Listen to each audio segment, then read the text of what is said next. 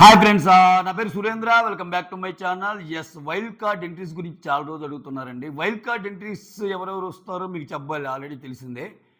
ఈ వీడియో వచ్చి wild card ఎంట్రీస్తో అసలు ఏం జరగబోద్ది, వైల్డ్ కార్డ్ ఎంట్రీస్ ఏ టార్గెట్తో వస్తారు, ఆ టార్గెట్ వల్ల లోపలకి ఏదన్నా ఉపయోగాలుంటే ఎవరికి ఉంటాయి, వీళ్ళల్లో లోపల డ్రాబ్యాక్స్ ఏదైనా తెలిసి వాళ్ళ మీద ఆడగలిగే సత్తా ఎవరికి ఉంది, ఇవన్నీ మాట్లాడుకుందాం. ఓకేనా? ఆదిత్య గారి ఎలిమినేషన్తో చాలా ఈక్వేషన్స్ చేంజ్ అవుతున్నాయి కాబట్టి చాలా ఈక్వేషన్స్ చేంజ్ అవుతున్నాయి. ఎందుకంటే ఆదిత్య గారి ఎలిమినేషన్లో పెట్టిన ట్విస్ట్ అది. ఆల్రెడీ నేను దీనికి ముందు వీడియోలో చేస్తున్నాను. అది చూసే ప్రయత్నం చేయండి. వీడియోస్ నచ్చుతుంటే లైక్ చేయండి.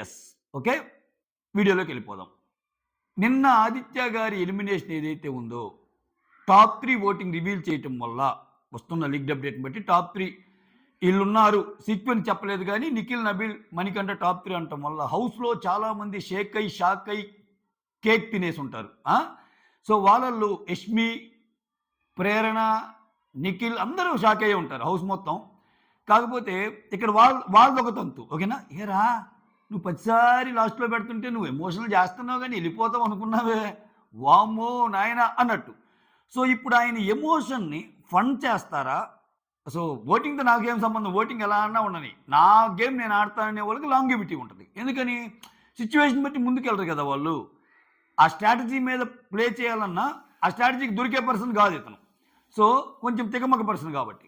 ఇంకొక సైడ్కి వస్తే సీత లాంటి వాళ్ళు షాక్ అయ్యే అవకాశం ఉంది. మణికంఠ ఓటింగ్తో షాక్ అయ్యి, విష్ణు నువ్వేదో టాప్ 3 అనుకోని నేను నీ పక్కన ఉన్నా కదే, నువ్వు బాటమ్ 3నా, దీనికోసమా నేను ప్రతి విషయంలో నిన్ను నామినేట్ చేసినా భయపడ్డట్టు యాక్ట్ చేయటము, నిన్ను చేసినా ఎలా ఉంటాము, వామ్మో ఇంకా నేను నామినేషన్లో ఉండి నువ్వు నామినేషన్లో లేకపోయి నీ ఓటింగ్ వల్ల నాకు ట్రాన్స్ఫర్ అవ్వడం కష్టమే.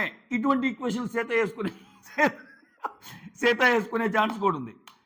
చాలా చమక్కులు జరుగుతాయి. రైట్, సరే ఇప్పుడు కొత్త వైల్డ్ కార్డ్స్ గురించి వద్దాం. సీజన్ 1లో హరితేజ, సీజన్ 3లో రోహిణి, సీజన్ 4లో ముగ్గురు. ఎవరెవరు? ముఖ్య Avinash, Gangavva and then Mehboob Dilse. Season 7లో ముగ్గురు వస్తున్నారు, Gautham, tasty Teja and then Naini. వీళ్ళు 8 మంది. ఈ 8 మంది గురించి ఒక్కొక్కరు మాట్లాడుకుందాం. అసలు వీళ్ళ టార్గెట్ ఎవరు, అసలు వీళ్ళ గేమ్లో ఎలా రాణించగలరు అనేది మాట్లాడుకుందాం. నేను బిగ్ బాస్ ఎవరు వస్తున్నారనేది నా వీడియో కాదు గైస్, మీరు ఇక్కడ గమనించండి. ఎవరు వస్తున్నారు నా వీడియో కాదు, వీళ్ళ గేమ్ ప్లాన్ ఏ విధంగా ఉంటుంది అనేది నా video. Right, first of all Hariteja already season 1లో చాలా బాగా అలరించింది. అప్పట్లో అసలు మనకి అప్డేట్సే తెలిసేవి కావు, లీక్డ్ అప్డేట్స్.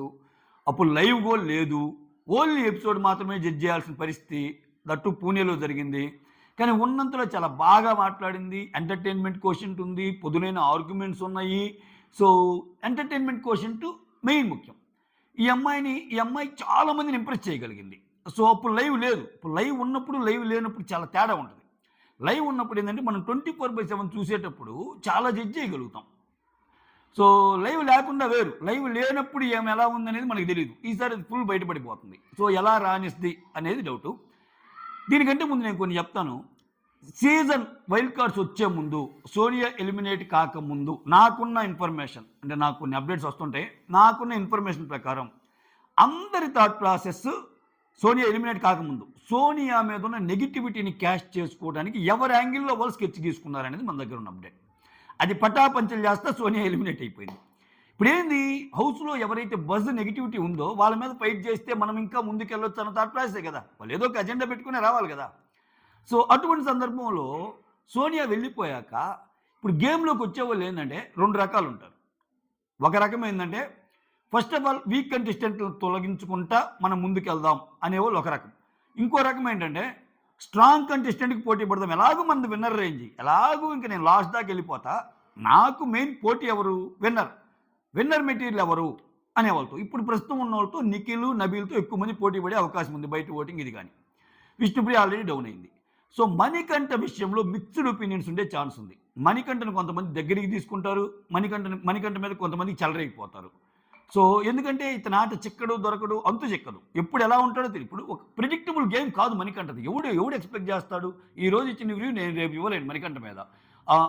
ఈరోజు వామ్మ ఎలా ఉన్నా అంటే రేపు అద్భుతం అనాల్సి వస్తుంది. సో ఆ టైప్ గేమ్ ఆడతాడు. సరే, అతని గేమ్ పర్సనల్గా వచ్చేసరికి మాత్రం అతను చాలా డేంజర్ గేమ్ ఆడాడు, చాలా ఎమోషనల్ బ్లాక్మెయిల్ లాగా చేశాడు, ఇంట్లో వాళ్ళ మీద నిందలేసి మరీ మాట్లాడాడు, ఇప్పుడేమో వాళ్ళు కావాలంటున్నాడు. ఇవన్నీ డార్క్ యాంగిల్స్ ఆయన గేమ్లో. ఎందుకంటే మనం చెప్పుకొని తీరాలి. ఇది బయట విషయం అయితే చెప్పుకోకూడదు, కానీ ఆయన గేమ్లోకి వచ్చి చెప్పిన విషయాలు.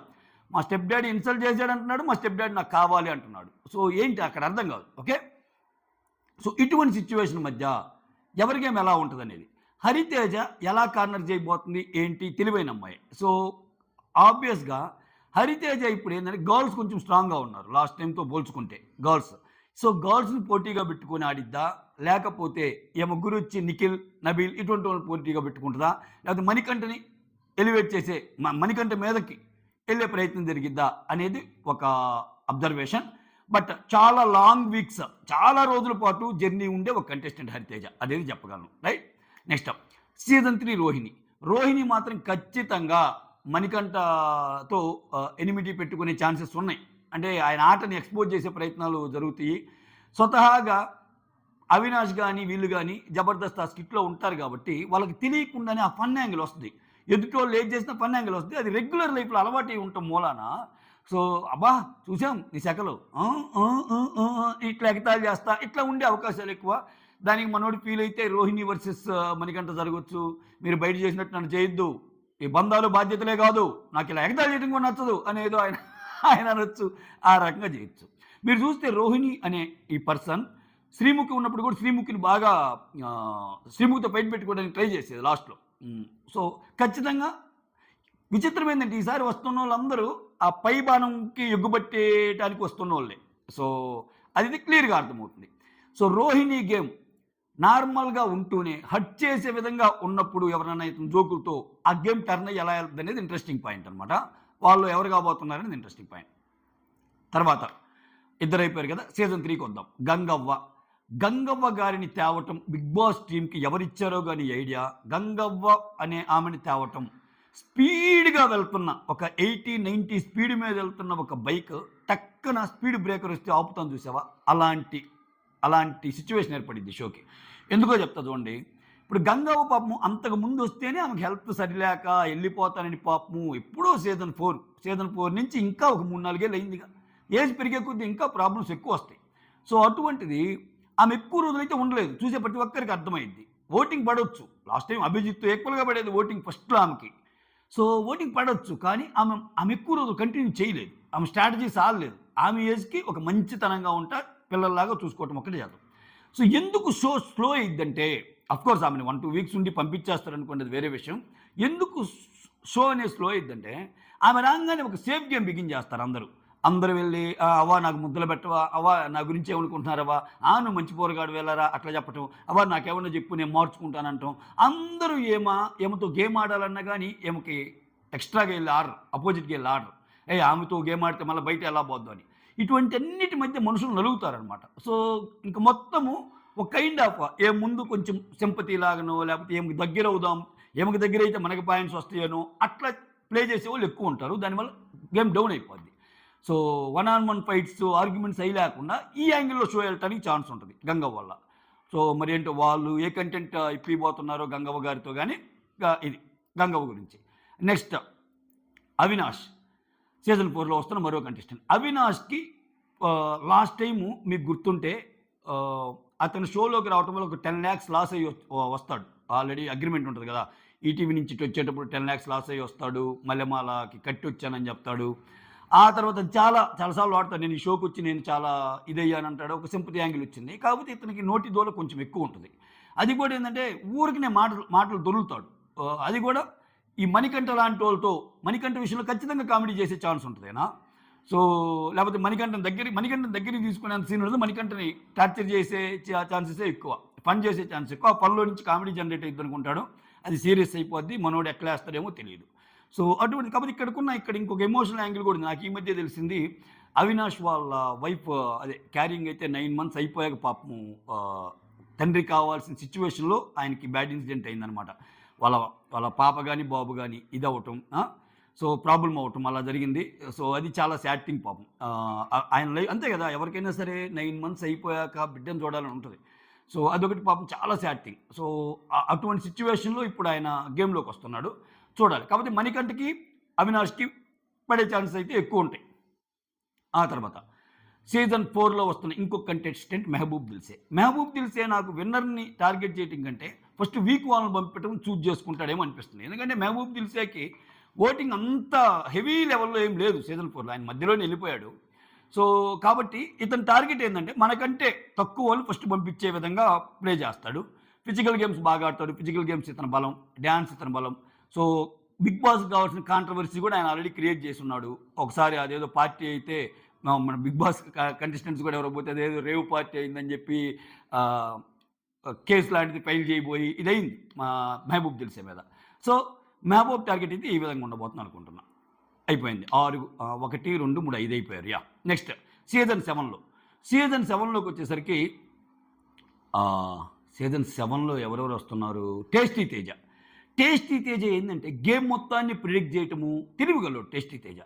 సో, చాలా తెలివిగలడు. ఇతను ఈసారి విన్నర్ అయ్యే ఛాన్సెస్ కోసమే వస్తాడు. లాస్ట్ టైం కొంచెం త్వరగానే పోయాడు. ఈసారి నాకున్న తెలివికి నేను ఇంకా బాగా ఆడొచ్చు. నేను లాస్ట్ టైం ఏమేం తప్పులు చేశాను. ఇక్కడ చెప్పటం ఇయన్నీ కొంచెం నెగెటివ్‌గా వెళ్ళినాయి కదా! అయి కంట్రోల్ చేసుకొని ఆడాలని వస్తాడు. కాబట్టి ఇక్కడ ప్రాబ్లమ్ ఏందంటే వీళ్ళందరూ తెలిసి ఉంటాం. ఇప్పుడు సీజన్ 7లో నెక్స్ట్ చెప్పబోయే ముగ్గురు టేస్టీ తేజ, ఆ తర్వాత గౌతమ్, నైని పావని వీళ్ళందరూ కిరాక్ బాయ్స్, కిలాడి గర్ల్స్‌లో ప్రేరణ ఎలా గేమ్స్ ఆడిద్ది తెలుసు. నిఖిల్ గురించి తెలుసు. వీళ్ళందరూ ఒక బ్యాచ్ లాగా ఉన్నోళ్ళే. ఆ షోలో ఉన్నా లేకపోయినా వీళ్ళు మొత్తం బయట ఒక సర్కిల్. సో, తెలిసిన వాళ్ళ మధ్య ఎలా ఆడతారనేది కూడా వీళ్ళకున్న ఒక పాయింట్ అనమాట. ఇప్పుడు గౌతమ్‌ని గౌతమ్ చేయాలన్నా ఈ చిన్నవి అడ్డొస్తాయి అనమాట. వాటిని మించి ఆడగలడా అనేదే పాయింటు. సో, ఇతను కూడా నిఖిల్‌ని టార్గెట్‌గా పెట్టుకొని లేకపోతే నిఖిల్ ఆర్ నబీల్ ఆర్ ఒక్కొక్కరు పాయింట్స్ అన్నీ ఈ పాటికి నోట్ చేసుకొని ఉంటాడు. ఇతని గేమ్ ఎలా ఉండబోద్దంటే ఎవరు టచ్ చేయలేని పాయింట్స్ విత్ రీజనింగ్‌తో చెప్తాడేమో టేస్టీ తేజ అనిపిస్తుంది. అంటే ఒక్కో పర్సన్ ఒక్కో ఉంటుంది కదా! యష్మి ఇలా ఆడింది. ఈ పర్టిక్యులర్ సిట్యుయేషన్‌లో ఇలా ఆడావు. ఇప్పుడు ఇలా ఆడుతున్నావు. ఈ పర్టిక్యులర్ సిట్యుయేషన్‌లో ఇలా ఆడావు. ఇప్పుడు ఇలా ఆడుతున్నావు ప్రేరణ. ఈ పర్టిక్యులర్ సిట్యుయేషన్‌లో ఇలా ఆడావు నబీల్. ఇప్పుడు ఇలా ఆడుతున్నావు. మణికంఠ ఇలా ఆడావు. ఇలా ప్రతి ఒక్క పాయింట్‌తో మేము బయట ఆల్రెడీ చేసాము. వీక్ 1లో నువ్వు అలా చేసావు. అప్పుడు నీకు ఇది గుర్తు రాలేదా? ఇప్పుడే ఎందుకు గుర్తొస్తుంది? అనే పాయింట్ పెట్టగలిగే ఎబిలిటీ మన టేస్టీ తేజలో ఉంటుంది. సో, అగైన్ మణికంఠకి ఇతనికి పడే ఛాన్స్ ఎక్కువ. ప్లీజ్ గైస్ నేను ఎందుకు చెప్తున్నా అంటే మణికంఠకి వీళ్ళకి పడేదని నేను ఆల్రెడీ ఒక హింట్ ఇచ్చా. వీళ్ళందరూ సోనియాని టార్గెట్ చేసి సోనియాని ఎలా చేయాలనే థాట్ ప్రాసెస్‌లో వచ్చేటప్పుడు సోనియా ఆల్రెడీ ఎలిమినేట్ అయ్యాక ఎక్కువ మంది టార్గెట్ మణికంఠే అవుతాడు ఇక్కడ. మణికంఠ నెగటివిటీ మీద ఎక్కడానికి ట్రై చేస్తాడు. అందులో ఎంతవరకు సక్సెస్ అవుతారనేది పాయింట్ ఇక్కడ. అందుకే మీరు మణికంఠను చూడండి చాలా బలంగా తయారు చేశాడు. నువ్వు టాప్‌లో ఉన్నావని చెప్పటం వెనకాల. సో, ఇంక అందరూ కలిసి ఉండండి అని మార్నింగ్ మస్తీలో ఆయనకి స్క్రీన్ స్పేస్ ఇవ్వటం వెనకాల ఆయనలో ఉన్న లో ఏదైతే ఉందో ఆ లోని కిల్ చేసేసాడు. నో ఇక నేను ఎలిమినేట్ అవ్వను. అట్లీస్ట్ కొన్ని వారాల పాటు కంటిన్యూ చేయగలిగే ఓటింగ్ నాకుంది. ప్రెజెంట్ నేను టాప్‌లో ఉన్నానంటే నేను కొన్ని మార్చుకోవాల్సినవి మార్చుకుంటే చాలు అన్న సిట్యుయేషన్‌కి మణికంఠ తెచ్చేసాడు మణికంఠని బిగ్ బాస్. సో, ఆయన ఎలా ఫైట్ చేస్తాడంటే ఇప్పుడు మామూలుగా ఉండదు అనుకుంటున్నా. ఆయన దాన్ని వదిలేసి ఇంక అదే పాత గేమ్‌లో వెళ్తే మన కర్మ మనం ఏం చేయలేం. ఓకేనా? ఇంకా అసలు ఎవ్వరు ఆయన మీద స్ట్రాటజీలు కూడా బన్నబల్లే ఆయనే వచ్చేస్తాడు. రైట్. సో, అది. నెక్స్ట్ గౌతమ్ కృష్ణ. గౌతమ్ కృష్ణ లాస్ట్ సీజన్‌లో చాలా ఇంపాక్ట్ క్రియేట్ చేసిన ఒక కంటెస్టెంట. చిన్న చిన్న తప్పులైతే చేశాడు ఇతను. ఏంటి? సో, శివాజీ గారి విషయంలో అర్థం పర్థం లేకుండా ఒక ఎపిసోడ్‌లో నేను ఒకసారి గౌతమ్ కృష్ణ ఇంటర్వ్యూ చేసినప్పుడు కూడా ఈ క్వెషన్ అడిగాను. సో, శివాజీ గారికి అగైనెస్ట్ నీ పాయింట్స్ నువ్వు పెట్టావు విచ్ ఇస్ అబ్సల్యూట్‌లీ రైట్. కాకపోతే నువ్వు నన్నెందుకు సెలెక్ట్ చేసుకోలేదు ఒక గేమ్‌లో అన్నట్టు ఆర్గ్యుమెంట్ చేస్తారు. అది ఆయన ఇష్టం కదా! అన్నట్టు వస్తది. Plus more over secret room అనేది చాలా బ్యాడ్ ఇంపాక్ట్ క్రియేట్ చేసింది గౌతమ్ కృష్ణకి. ఎందుకంటే అక్కడి నుంచి వచ్చేటప్పుడు ఆ స్క్రిప్ట్ ఇవ్వటమో ఏమో కానీ ఖచ్చితంగా అది బీబీ టీమ్ ఇచ్చిన స్క్రిప్ట్ లాగానే అర్థమైంది నాకు. నేను ఈ క్వెషన్ కూడా అడిగా బట్ అదేం లేదు అన్నాడు కానీ నాకు అనిపించింది. ఆ స్క్రిప్ట్‌తో ఏమన్నా వచ్చాడేమో. అక్కడ వచ్చానురా ఇప్పుడు చూడండిరా అంటాడు కదా! అది కొంచెం ఓవర్ బోర్డ్ లాగా అనిపించింది. బట్ గౌతమ్ కృష్ణ గేమ్ పరంగా వస్తే ఇతను చాలా పాయింట్స్ పెట్టగలడు. ప్లస్ ఫిజికల్‌గా ఆడగలడు. చాలా మంది కంటే అంటే వాట్ యు కాల్ ఈ కన్నింగ్ తెలివితేటలు, స్ట్రాటజీస్ అప్లై చేయడు. ఇతను ఒకవేళ ప్రేక్షకులకి ఇతను దగ్గరవ్వలేకపోతే దానికి కారణం ఏమైందంటే కొన్నిసార్లు అతని యాటిట్యూడు, కొన్నిసార్లు అతని ప్రవర్తన తప్పితే భయంకరమైన కన్నింగ్ గేమ్ రైతుంది అన్నట్టు అనిపించింది. అవి మార్చుకోగలిగితే గౌతమ్ కృష్ణ ముందుకెళ్తాడు. చాలా ముందుకెళ్తాడు. ఎందుకంటే లాస్ట్ టైం టాప్ 5లో లేడు. టాప్ 5 కంటెస్టెంట్ ఆయన యాక్చువల్‌గా. కేవలం అంబటి అర్జున్‌ని లోపలికి వెళ్ళటానికి గౌతమ్ కృష్ణని తీసేశారు. అది పబ్లిక్‌గానే అనౌన్స్ చేశారు. అంబటి అర్జున్‌కి గౌతమ్ కృష్ణకి పడ్డప్పుడు నీకు గేమ్‌లో గెలిచిన దాన్ని బేస్ చేసుకొని ఆయన ముందుకు పంపిస్తారు. ఓటింగ్ పరంగా గౌతమ్ కృష్ణదే ఎక్కువ ఉంటుంది. వాళ్ళు క్లియర్‌గా చెప్తారు బీబీ టీమ్ కూడా గేమ్‌ని బట్టి తీసామని. సో అక్కడ దెబ్బ అయినట్టే, లేకపోతే ఆయన టాప్ 5 క్యాండిడేట్. సో ఆ కొన్ని మార్చుకొని ఆడగలిగితే ఓకే. కొన్ని వివాదాస్పదమైన కమెంట్స్ కూడా ఇప్పుడు యావారికి ఇతనికి జరిగిన దాంట్లో ఆ ఇంజెక్షన్స్ గురించి కానీ అట్లా అటువంటి ఏంటంటే నీలో ఎన్ని తెలివితేటలు నా చెప్పే కదా నీలో ఉన్న యాటిట్యూడ్ని బయట పెడతాయి.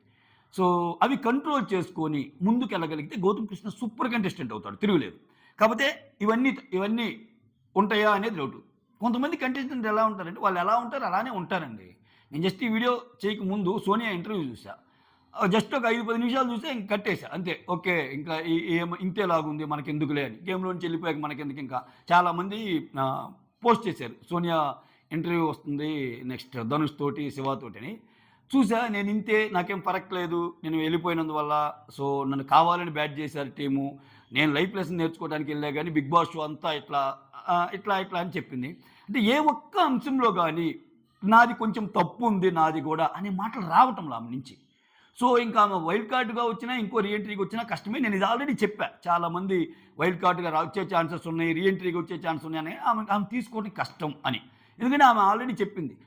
శివ ఒక క్వశ్చన్ అడుగుతాడు, సో బిగ్ బాస్ టీమే నువ్వు కారణం అనుకుంటున్నావా అని. దానికంటే అబ్జల్యూట్లీ అయింది ఆమె. అబ్జల్యూట్లీ వాళ్ళకి కావాల్సినట్టు ఫుటేజ్ చేసుకున్నారని చాలా ఇంట్రెస్టింగ్ అప్డేట్ చెప్పింది. అంటే 1 hour 15 minutes ఇంటర్వ్యూ జరిగిందంట. సో నాకు నచ్చల.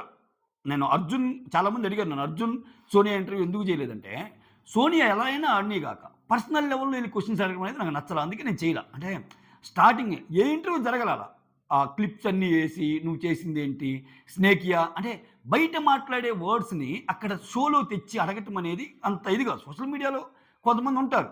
సో అటువంటి అడగటం అనేది చాలా ఇదిగా అనిపించింది నాకు. ఎందుకంటే అయిపోయింది. నువ్వు గేమ్ పాయింట్ ఆఫ్ వ్యూలో అడగాలి తప్పితే ఇలా ఉన్నావు ఇలా ఉన్నావు అడిగే ప్రశ్నలు కూడా సున్నితంగా ఉండాలి.